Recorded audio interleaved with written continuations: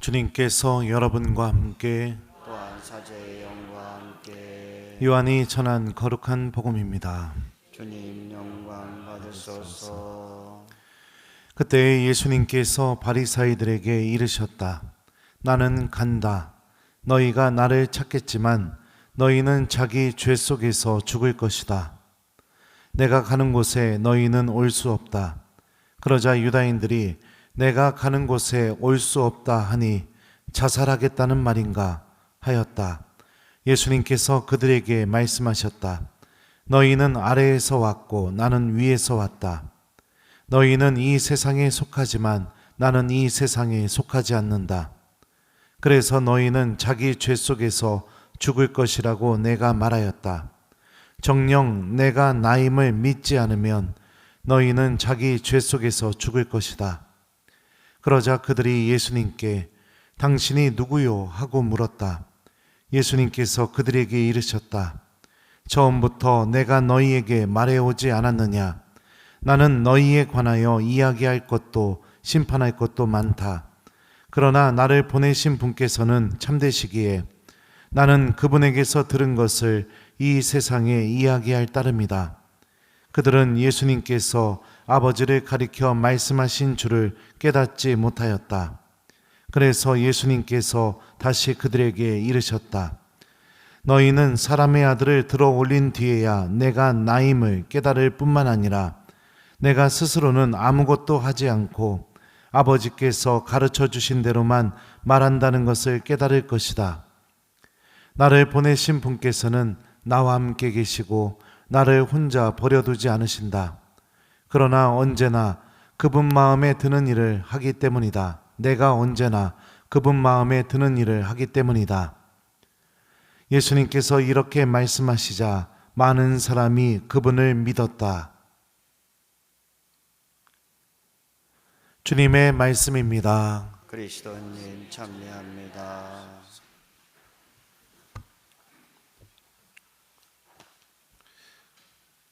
오소서 성령님,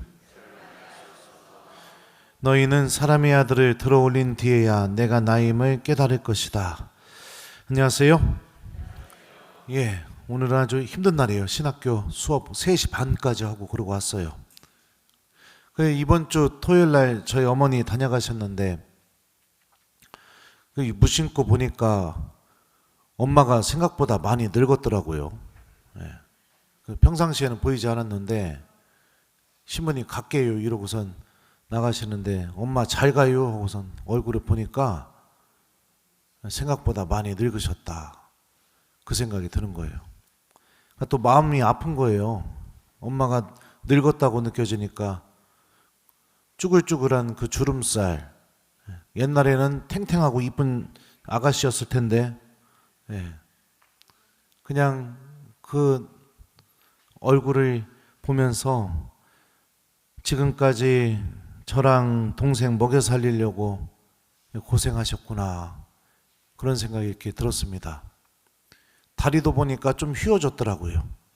엄마 다리도 보니까 옛날에는 반듯하니 아주 이뻤겠죠. 살리기 위해 고생을 하고 여러분들도 그렇게 살아오셨죠?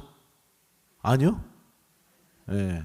나 먹고 싶은 거 좀 참고 그 자녀들 입에다가 떠넘겨주고 옛날에 기억나는 게 뭐냐면 밥 먹기 싫으면 엄마가 어떻게 했느냐 숟가락에다가 밥하고 이렇게 반찬 얹어가지고 저한테 자동차처럼 부릉부릉부릉부릉 막 이렇게 벌리면 입에다 이렇게 넣어주고 그랬던 것도 생각납니다. 이런 거 보면 제가 좀 나이를 좀 먹은 것 같아요. 그래서 이 다음 주에 어머니 오시면 엄마한테 좀 잘해주려고 합니다. 우리가 이렇게 누군가가 고생한 모습만 봐도 그 안에 담겨있는 사랑이 느껴지죠. 오늘 복음을 보면 제가 왜 괜히 엄마 얘기한 게 아니에요. 예수님께서 이렇게 말씀하셔요. 정녕 내가 나임을 믿지 않으면 너희는 자기 죄 속에서 죽을 것이다. 내가 나임을 믿는다는 게 무슨 뜻일까요? 내가 나. 이게 이상한 말입니다. 우리나라 어법에도 맞지 않아요. 근데 이거를 직역을 하면 이렇게 직역이 아니라 원문을 좀 살려서 이렇게 번역을 하면 이렇게 번역할 수 있어요. 정령, 내가, 에고, 에이미, 그러니까 I am, 나다. 이런 분이라는 걸 믿지 않으면 너희는 자기 죄 속에서 죽을 것이다. 나다. 나는 있는 나다. 하나님이 언제 말씀하셨죠? 모세에게, 그죠? 탈출기에서 하나님의 이름이 뭐냐고 물어봤을 때 나는 있는 나다. 히브리 말 나는 있는 나다, 이거를 그리스 말로 옮길 때 에고 에이미라는 단어가 쓰였습니다. 그래서 나다를 의미하는 이 그리스 말 에고 에이미라는 단어가 예언서라든지 이런 신학적인 흐름 안에서 하느님의 이름을 드러내는 단어로 쓰였어요. 그러니까 내가 나임을 믿지 않으면, 이 표현이 무슨 뜻이냐면 예수님이 하느님이라는 사실을 믿지 않으면 너희는 자기 죄 속에서 죽을 것이다, 이렇게 이해할 수 있습니다. 그리고 우리가 예수님이 하느님이라는 사실을 언제 깨달을 수 있느냐, 그 밑에를 또 보면 내가 나, 이 표현이 또 나와요. 너희는 사람의 아들을 들어 올린 뒤에야 내가 나임을 깨달을 뿐만 아니라 내가 스스로는 아무것도 하지 않고 아버지께서 가르쳐 주신 대로만 말한다는 것을 깨달을 것이다. 여기서 사람의 아들을 들어 올리다, 이거는 무엇을 가리킬까요? 요한복음에서요? 예수님의 십자가를 가리켜요. 그러니까 예수님이 들어 올려졌을 때, 십자가에 못 박혀서 모든 사람들에게 그 못 박힌 모습이 드러나게 됐을 때 그분이 우리의 하느님이시구나, 이거를 우리가 깨달을 수 있다는 겁니다. 제 어머니의 그 주름, 휜다리, 그것만 보더라도 사랑이 느껴지는데 우리는 이 십자가를 바라보면서 하나님이 어떤 분이신지를 이해해야 됩니다. 깨달아야 돼요. 한 어미도 자식을 살리기 위해 많은 고생을 감수하는 것처럼 우리가 믿고 있는 하나님은 저 하늘에서 우리랑 아무 상관없이 그냥 쭉 지켜보고 있다가 그래요, 그렇게 살아. 내가 지옥을 준비해 놓고 있을 테니까 그렇게 살아. 아니면 아이고 착하네, 그래요, 그렇게만 살아. 그러다 나중에 죽어서 나한테만 내가 상 줄게. 이런 분이 아니시라는 거죠. 나를 살리기 위해, 나를 구원하기 위해 당신 스스로가 희생을 선택하시는 분이시라는 것입니다. 마치 모든 엄마들이 자녀를 살리기 위해 자기 자신을 희생시키는 것처럼요. 마태복음을 읽어보면 예수님께서 십자가에 못 박히시기 전에 최후의 만찬을 하십니다. 그러면서 당신의 그 희생제사, 십자가 희생제사의 의미에 대해서 이렇게 말씀하셔요. 모두 이 잔을 마셔라. 이는 죄를 용서해 주려고 많은 사람을 위하여 흘리는 내 계약의 피다. 우리가 믿고 있는 예수님은 어떤 분이시냐? 그분은 하느님이십니다. 어떤 하느님이시냐? 당신의 피를 흘려서 나의 죄를 씻어주시는 하느님이십니다. 당신의 죽음을 통해서 나를 살려주시는 하느님이시죠. 사순시기는 이 십자가에 담겨있는 예수님의 사랑을 깊이 깨닫고 우리의 희망을 되찾는 시기입니다. 이 사랑을 우리가 깨닫게 될 때 어떤 마음이 생기게 될까요? 아무리 큰 죄를 저질렀어도 용서받을 수 있다는 희망이 우리 안에서 생겨납니다. 왜냐하면 이런 나를 살리려고 이렇게 되셨으니까요. 십자가는 하나님이 나를 구원하기 위해 어떤 선택을 하실 수 있는지를 보여주는 사랑의 표지입니다. 그러니 주님께 다가가고 용서받고 하나님의 자비를 체험하고, 우리는 이런 것이 부담스럽고 두렵고 하기 싫고 없었으면 좋겠고 그런 것이 아니라 십자가를 통해 이 하나님의 진짜 사랑을 바라본 이들만이 새로운 희망을 찾고 주님께 다가가 용서받고 또 새로운 삶을 시작할 수 있게 되죠.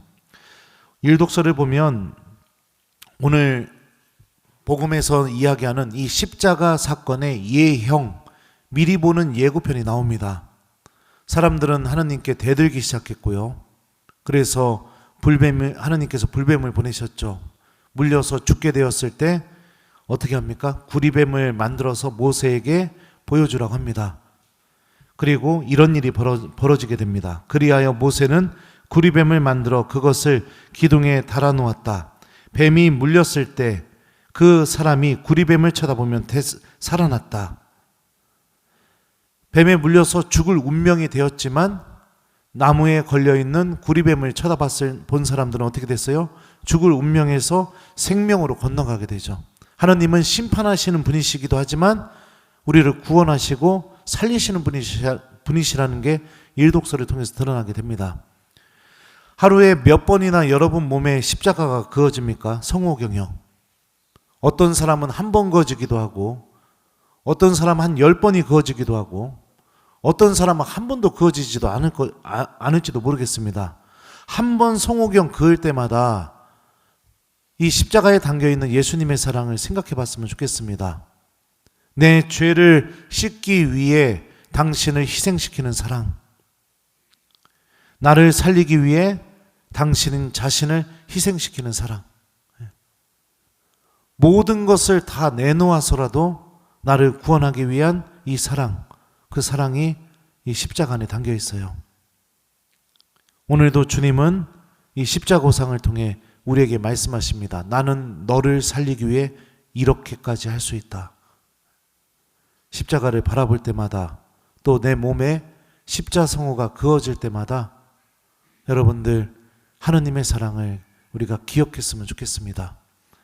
그래서 오늘 숙제가 뭐냐?